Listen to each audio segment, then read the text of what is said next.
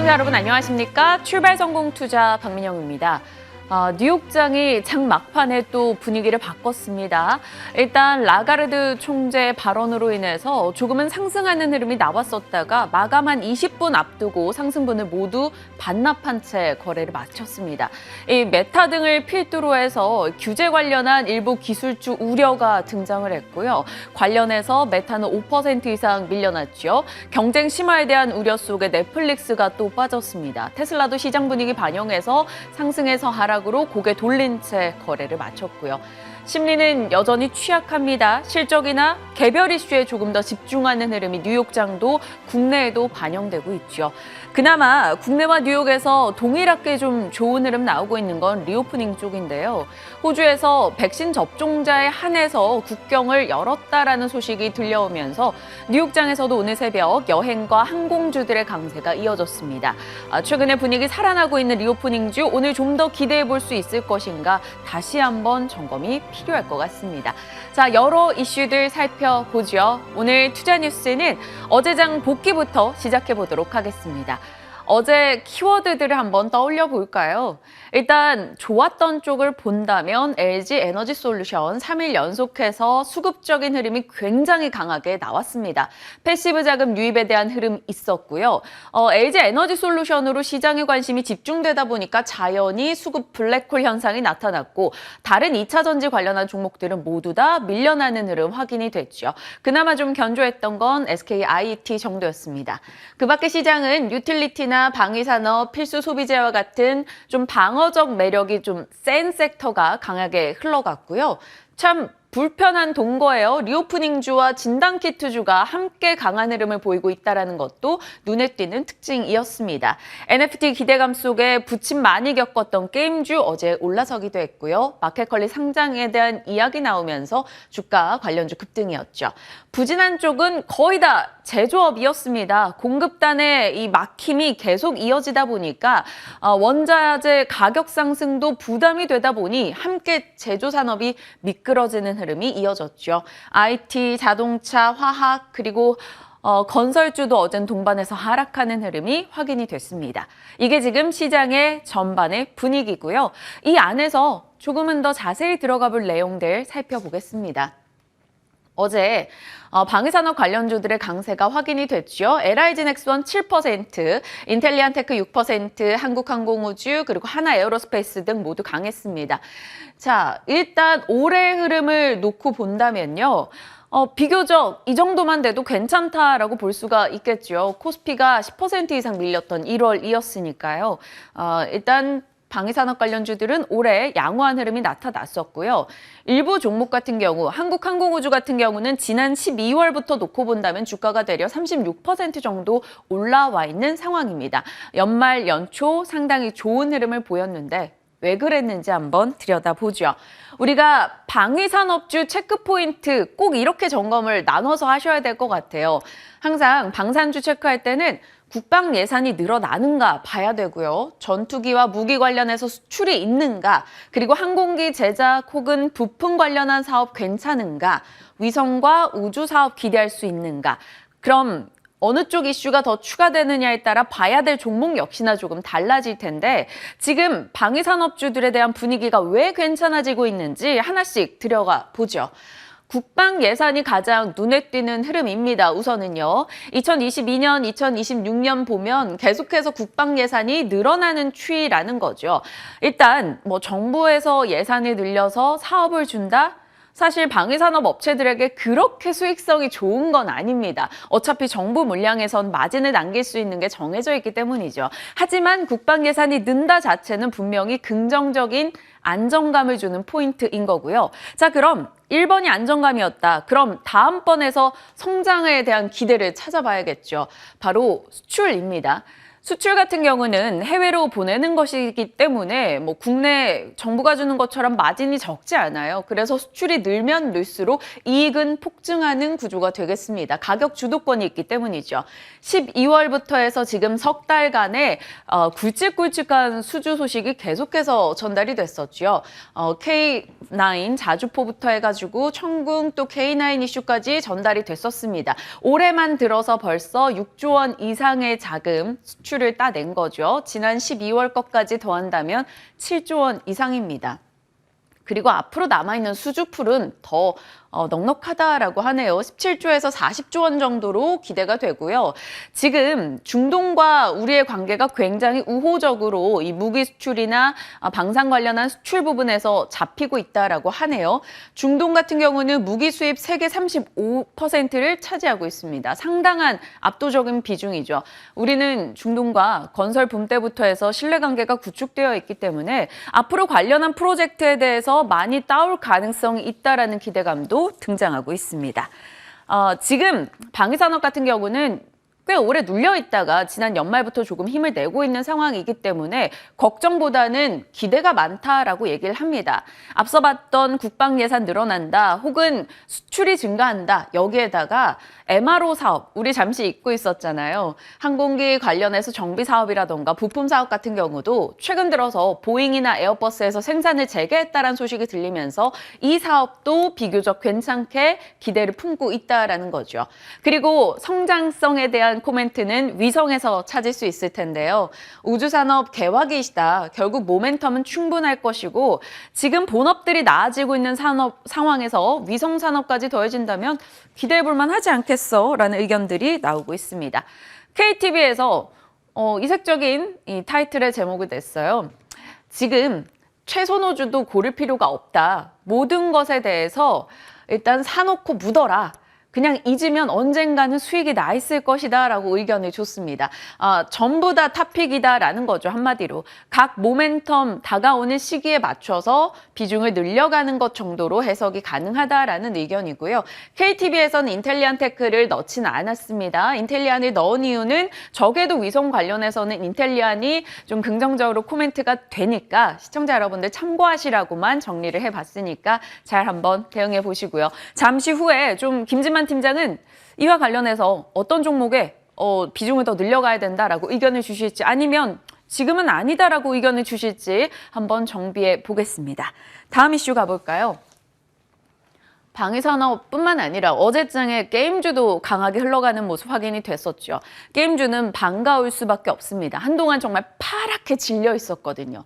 그러다가 어제장 위메이드맥스 19%, 그리고 넷게임즈, 네오위즈, 넥슨GT, 사우디 국부펀드가 넥슨에 1조 투자했다라는 소식이 들려오면서 관련해서 지분 들고 있는 업체들 주가 강세 금요일부터 이어집니다. 그리고 NC소프트, 크래프톤, 조이시트까지 어제 줄줄이 상승하는 모습 확인이 됐죠. 자, 올해 어땠는지 한번 게임주 살짝 복기를 해볼까요? 지난해부터 복기를 해보겠습니다. 사실 지난해 다들 기억하시나요? 8월 때까지만 해도 정말 부침이 컸었던 게 게임주였습니다. 금리 인상에 대한 우려도 있었죠. 그리고 중국에서 갑자기 게임은 뭐 아편이다 뭐 이런 얘기 내놓으면서 주가가 막 출렁였었습니다. 그러다가 3분기 실적 발표 시즌을 앞두고 주가가 관련주들이 막 올라갔었죠. 이유인 즉슨 그보다 조금 앞서서 위메이드에서 NFT 관련해서 P2E 게임으로 돈을 번다라는 얘기가 들려왔기 때문입니다. 그러면서 모두 3분기 실적 컨퍼런스 콜에서 우리도 NFT에 라고 얘기를 했고 우리는 거의 한 달 동안 게임주의 상승에 대한 이야기를 논해봤었죠. 그리고 11월 달 고점 딱 찍고 계속해서 밀려왔던 게임주였습니다. 이런 게임주가 어제장 반등을 보여줬다라는 건데요. 어떤 이야기들을 해볼지 풀어보겠습니다. 일단 게임주가 왜 투자자들의 속을 태웠을까요? 지난해 급등 부담됐었고요. MMORPG 게임 포화 얘기 나오죠. 수익성 악화됐고 NC소프트 필두로 해서 과도한 과금 비난이 많았습니다. 여기에 중국도 한 몫을 했죠. 판호 발급 중단을 했었고 NFT 회의론도 일부 등장을 하면서 이들의 주가가 밀렸죠. 그럼에도 불구하고 시장에서는 여전히 P2E 게임과 NFT로 극복할 수 있다라고 이야기를 하고 있습니다. 그에 대한 기대는 계속 나오고 있죠. 주요 게임사별 흐름 한번 보시면 이거 보여드리려는 취지 아시죠? 정말 이만큼 많이 하고 있다입니다. 어떤 글자가 안 보인다라고 속상해하실 수 있지만 NFT와 P2E 사업을 주요 게임사별로 정말 많이 하고 있고 올해 관련한 게임 신작 내놓겠다라고 목소리를 내는 곳도 정말 늘어나고 있는 상황입니다. NFT가 핫하기 때문이죠. NFT 같은 경우는 1년 사이에 10억 달러 시장에서 400억 달러 시장으로 폭증을 했고 지난 3분기에 그 정점을 이루기도 했었죠. 하지만 우리가 좀 조심해야 될 건 분명히 있습니다. P2E 게임 같은 경우는요, 한계가 좀 최근에 잡히고 있다라는 거죠. 예를 들어서 우리가 게임을 해서 돈을 번다. 그럼 게임 속에서 뭘 채굴을 하면 돈을 번대 이러면서 유저들이 막 몰려갑니다. 근데 채굴량이 100개인데 유저가 100명이에요. 그러면 하나씩밖에 채굴을 못하게 되죠. 그럼 어느 순간 돈이 안 됩니다. 그래서 유저들이 굉장히 빠르게 이탈을 하는 광탈 현상이 나타나고 있다라고 하네요. 그래서 이 P2E 게임의 한계가 극복되는 업체들로 잘 추려야 한다라고 얘기를 하고 있습니다. NFT도 역시나 블록체인 쪽이기 때문에 관련한 블록체인 시장의 규제 관련해서 각각의 한계들을 좀 잘 점검하자라고 하죠. 자, 그렇다면 지금 이 시점에서 여러 가지 우려를 안고 있는데 왜 게임주가 반응을 보였을까? 일부 기대감은 살아있다라는 겁니다. 왜냐? 주가가 많이 내렸죠? 버블이 꺼지고 NFT 생태계는 확장되고 있는 거잖아. 어찌됐건. 그러니 기대할 요소들 나올 수도 있어라는 겁니다. 어디에서? 지난 3분기에 컨퍼런스 콜에서 나왔듯이 이번에도 4분기 실적 내놓으면서 컨퍼런스 콜에서 말을 할 수 있다는 거죠. 우리가 NFT 실적 뭐 보여줄 거고 이런 게임 내놓을 거야 라는 겁니다. 자, 9일 NHN, 넷마블, W게임즈, 위메이드맥스 등 실적 나오고요. 10일 크래프톤, 또 11일 컴투스 홀딩스, 15일엔 NC소프트, 펄어비스까지 일정 있습니다. 혹시 보유하신 분들이라면 잘 점검하셔서 내용 들어보셔야 될 것 같아요. 신사업에 대한 모멘텀 체크가 필요할 것 같네요.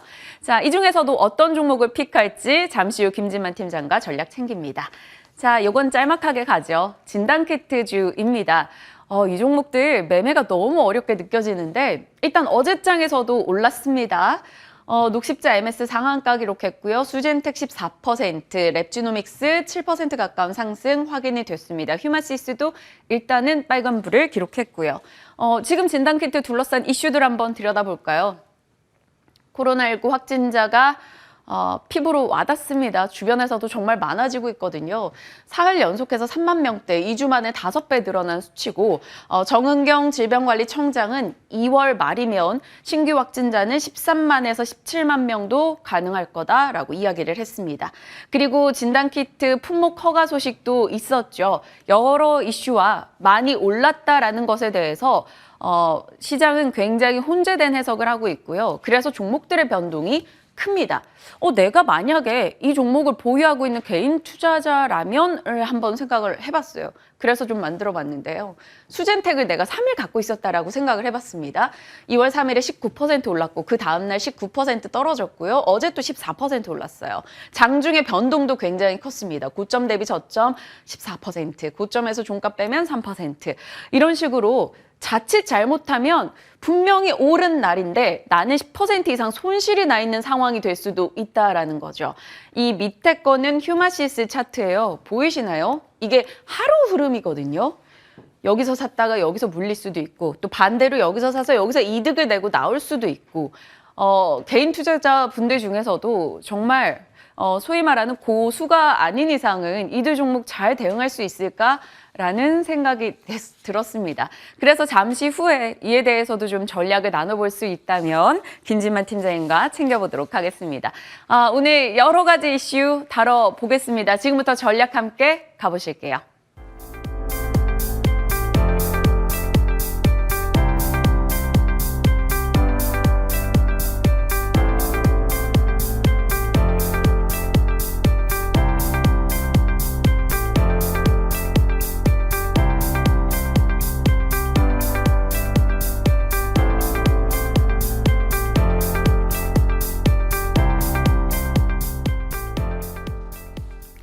앞서 살펴본 내용들 전략 궁금한 분들 많으실 겁니다. 이분에게 공을 넘겨보겠습니다. 김진만 팀장 자리하셨네요. 어서 오세요. 네, 안녕하세요. 안녕하십니까. 일단 방위산업주부터 저희 먼저 갈게요.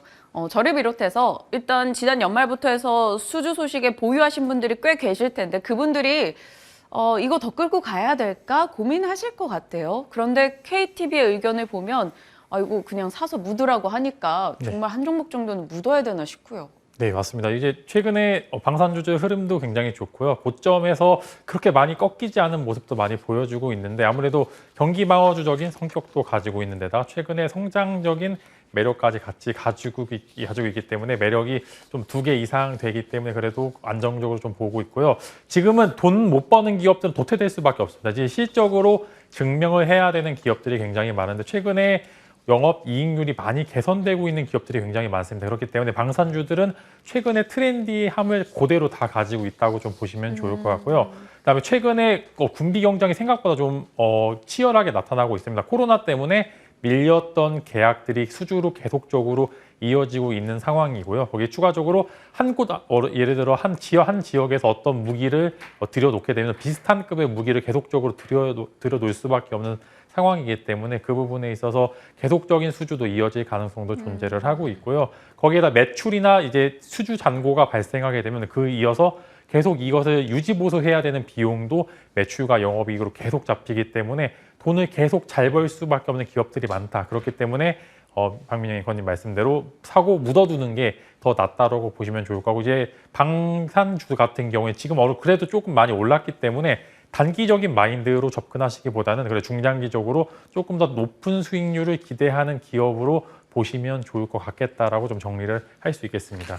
각 업체별로 사실 뭐 강점이 있잖아요. 네. 적에도 위성에 강한 쪽이 있을 것이고 혹은 MRO 사업에 더 강한 쪽이 있을 것이고 뭐 자주포 수출에 강한 쪽이 있을 것이고 할 텐데 뭐 하나 사서 묻는다고 치면 네. 지금 저희 다 묻을 수는 없잖아요. 네. 근데 또 다 약간 올랐어도 그렇게 오른 게 아니라 이게 밸류 매력도 있게 느껴지거든요. 네. 뭐 사야 돼요? 하나 묻는다면 팀장님이라면 한 1억을 제가 드리면 뭘 묻겠어요?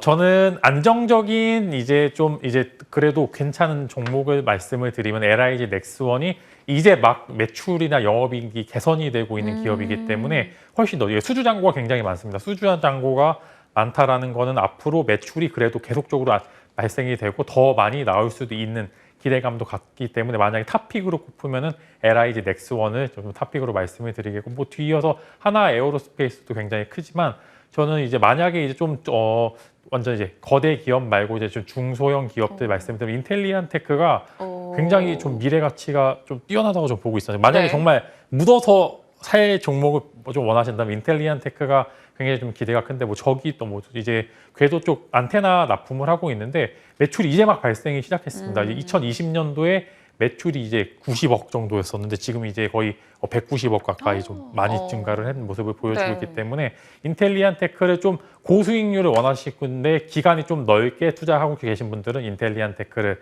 좀 안정적인 성장을 원하시는 분들께서는 LIG 넥스원을 공략을 해보시는 게 좋을 것 같습니다. 네. 이들 종목군이 지금 우리에게 좀 더 와닿는 이유는 많은 분들이 일단 긴 시각을 주시니까 네. 사실 매일매일 이슈 쪼주며 트레이딩 하는데 지친 분들에게는 또 하나의 도피처가 될 수 있지 않을까 그런 생각도 듭니다. 일단 방위산업 관련해서 말씀 주신 종목들 잘 체크하시고요. 두 번째 이슈 열어보겠습니다. 방산주에 이어서 게임주. 올해 고점 대비해서 20% 또 많게는 40% 이상 벌써 밀려난 종목이 많습니다. NFT 관련한 이슈 부각되면서 어제 또 올랐는데 또 당할까 봐서 네. 어떡해요? 저는 지금 정도면 그래도 하방이 좀 막혀 있다고 보시면 좋을 것 같고요. 전체적으로 일단 대장이 위메이드죠. 위메이드가 그래도 어느 하단부에서는 지지하는 모습을 보여주고 있고 그래도 최근에 게임주의 흐름이 좀 좋았던 게 먼저 마이크로소프트가 액티비전 블리자드 인수했죠. 그 이어서 바로 소니가 게임 업체도 또 거의 4조 원의 돈을 내고 인수를 했고 이제 저 지난주자로서 이제 사우디 국부 펀드가 넥슨에 좀 1조 원 가까이 뭐 투자를 하겠다라고 기사가 나와서 게임 전체적으로 섹터에 지금 이슈가 많아서 네. 뭔가 투자받을 수 있다라는 기대감이 좀 부풀 것 같긴 해요. 네, 투자도 굉장히 기대감이 굉장히 좋고 지금 보시면 흐름이 게임주 너네가 좋은 지적재산권을 갖고 있으면은 돈을 얼마든지 쳐줄게 이런 식으로 이제 지금 이제 규모의 경제가 많이 켜졌기 때문에 네. 이 지적재산권에 대한 이제 그런 이제 중요성을 네. 최근에 많이 부각을 받는 것 같고요. 거의 이제 시세를 폭발하기 이전에 지금 약간 잔잔한 파도만 지금 왔다 갔다 하고 있는데 그 부분에서 투자들이 많이 들어오고 있는 상황이 그렇기 때문에 작년에는 사실상 좀 기대감이 많이 컸죠. NFT 혹은 이제 메타버스 관련된 기대감이 너무 증폭이 되면서 매출이나 시가총액 대비해서 너무 과한 주가 상승률을 보이다 보니까 이 부분이 실적으로 증명이 안 되기 때문에 주가는 하락할 수밖에 없는 상황이었고, 이제는 바닥을 다진 상황에서 다시 한번 기대감과 추가적인 투자에 대한 좀 기대감까지 덧붙이면서 이제는 그래도 지금 당장은 힘들겠지만 연말까지는 봤었을 때는 굉장히 좋을 것이라고 보여요. 지금 게임주 흐름이 워낙 조금 이제 시가총액이 큰 기업들에 비해서 주가 변동들이 너무 많습니다. 네. 하루에 막 6, 7%씩 빠지거나 오르거나 이렇게 하는데 그렇게 좋은 모습은 아니지만 그만큼 변동성 안에서 이제 수익 구간은 충분히 날 거라고 보고요. 지금 뭐 저평가 구간에 있는 기업들도 충분히 있기 때문에 공략을 해보시면은 단기간 마인드 마시고 뭐 단기도 괜찮지만 그래도 중장기 트레이딩도 가능한 두 가지 포인트도 다 접근이 가능하다는 점 다시 갈 거라고 말씀을 드릴 수 있을 것 같습니다. 저평가 구간에 들어가 있는 게임주 하면 딱 떠오르는 게 사실 네. 크래프톤 생각도 나거든요. 네. 이번 주 또 보유예수 물량 해제에 관련한 일정도 있다 보니까 코스피에서 1월 달 하락률도 1위였습니다. 크래프톤 사도 돼요, 지금? 네, 그래서 크래프톤 이제 좀 가져와 봤는데요. 오. 크래프톤 돈 잘 버는 회사입니다. 돈 잘 버는 회사고 지금 영업이익이 이제 1년에 거의 1조 가까이 나오는데 참고로 LG 에너지 솔루션도 영업이익이 1조입니다. 뭐 당연히 이제 제조업과 소프트웨어의 이런 차이점에 대해서는 당연히 괴리감이 있겠지만 크래프톤은 기본적으로 돈 잘 버는 회사입니다. 이 돈 잘 번다는 거는 앞으로도 할 수 있는 게 많다는 거고 지금 현재 주가는 뭐 이제 워낙 이제 오버행 이슈가 많이 나왔기 때문에 많이 눌려 있었다. 그래도 이 현재 주가는 굉장히 저평가 구간이라는 말씀과 함께 만약에 30만 원 미만대에서 담게 된다면 저는 굉장히 매력적이라고 좀 말씀을 드릴 것 같고요. 오버행 이슈만 마무리된다면 그래도 뭐 당연히 신작이 매출이 생각보다 안 나왔다는 리스크는 존재는 하지만 지금 주가는 현저한 저평가 구간이다. 이제 NFT까지 같이 나오게 된다면 크래프톤이 갖고 있는 배틀그라운드라는 지적재산권은 해외에서 조금 더 각광을 받기 좋을 것이라는 말씀까지 드릴 수 있을 것 같습니다. 알겠습니다. 크래프톤 5.7% 정도 어제장 올라섰는데 앞으로의 흐름 좀 더 나아질 수 있을지 기대해 보겠습니다.